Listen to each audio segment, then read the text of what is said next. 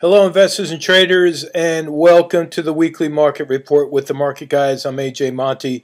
This is a one-year daily candle chart of the Dow Jones Industrial Average ETF, ticker symbol DIA, and each week I leave my lines on the chart from the previous week's report so you can see how accurate technical analysis is when you use it as a forecasting tool. And as I zoom in here, I'll show you exactly what was said last week. I said that we would most likely bounce off of this support level, which I drew from the low back here back in November 15th.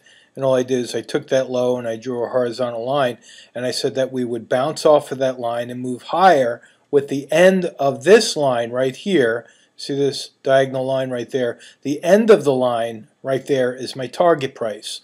So you can see on Thursday we closed right at my target price, and now we still have a gap above the market. So what does that mean for next week? Well, all I'm going to do is extend this line a bit because I think that the Dow will most likely move a little bit higher to fill that gap, and I'll draw a horizontal line to show you where the gap would be filled. Right there would be the gap fill point. So I think next week we'll most likely go higher to fill the gap.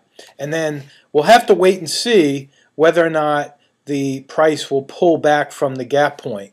If you've been following along with our gap trading strategies, you'll know that 80% of the time gaps fill, and then 80% of the time after they fill, the prices generally reverse. So we'll have to see if it reverses from that point or not, but I do believe that we're going to go higher with the end of my line right there being the target price. Now, I'm going to switch over and look at the Nasdaq market because we had a lot of volatility there with Amazon and Google just really going through so much volatility with all the negative news out there, and especially Amazon. And if you look at the Nasdaq market, I said that we would most likely move lower. You see right there, the end of this pivot point was my target, and we hit that target on Wednesday, and now we're starting to move higher. So I'm not going to do anything on this except leave it because I think the end of that line will be a target. We might even go a little bit higher to fill this gap. But I think conservatively we could move back to the 165 level on the Nasdaq, so I'll leave that in place. Now if I look at a more broad-based index, and that would be the Russell 2000 ETF, ticker symbol RUT, said we would bounce off of this support level. We are in the process of doing that, so I'm going to leave this in place as well. In fact, I think I'm going to go a little bit higher on the Russell 2000 because there's a good chance we'll move back up to test that 20-period moving average.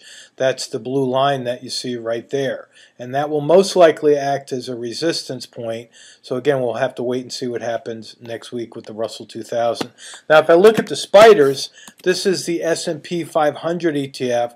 Again, same scenario, bounce off of the support level. The end of the line here is still going to remain my target price because you can see here there's another small little gap that I think will fill next week. And then again, as we follow suit, we'll have to wait and see if the markets pull back from that gap point, which there is a chance that could happen. But if the volume increases on the way up and prices start moving over that 20-period moving average, that would be a new buy signal for any buyers that are sitting with cash on the sidelines waiting to jump in. So that's for the spiders. Now finally, the VIX. The volatility index is something that I keep as a leading indicator, and I said that we would move up to pull back from resistance. You can see we did that perfectly.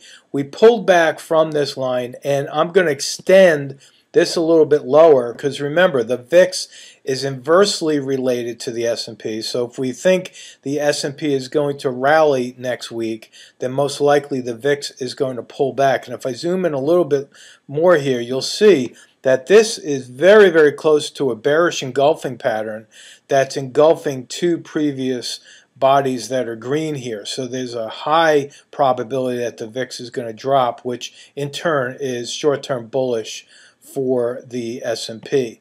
Now, if you'd like to learn more about what we do at the Market Guys, just go to the Market Guys website, and we have a link right at the top that says videos. This is our video library where we record what we call market shots. And you can go over some of the concepts that we talk about, especially when it talks about trading the gap and the 1% rule. As I mentioned last week, the 1% rule, this video right here, is the most important video that you can watch because it teaches you how to manage risk and limit the losses to very small amounts when you're wrong. Not if you're wrong, but when you're wrong. That way you're not setting yourself up for a catastrophic loss when the market turns against you.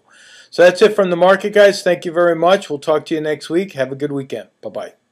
This video segment is a small part of what the Market Guys offer through their educational products and services. If you are interested in any of our Trade Alert services, or you would like more information about our one-on-one mentoring program, simply contact us at info@themarketguys.com.